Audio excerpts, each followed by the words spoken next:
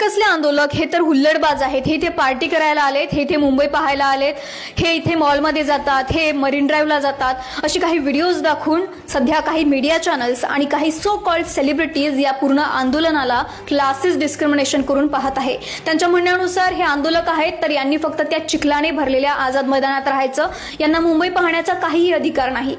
कुणी यांना सांगावे 2019 ते 2024 दरम्यान महाराष्ट्रातील 8,073 शेतकऱ्यांनी आत्महत्या केल्या आणि त्यापैकी 94% मराठा समाजातील होते. आजही 23% मराठा समाजातील कुटुंबे हे दारिद्र्य रेषेखाली येतात. 84% हे नॉन क्रिमिलियर मध्ये येतात, म्हणजे त्यांचं उत्पन्न 8 लाखांपेक्षाही कमी आहे. आज एकमेव त्यांच्याकडे जीवनाचा उत्पन्नाचा स्रोत आहे तो म्हणजे शेती. शेती त्यांना परवडत नाही. त्यांचं पीक त्यांना दरवर्षी MSP खाली विकावं लागतं आणि खर्च त्यांना GST सहित भरावा लागतो.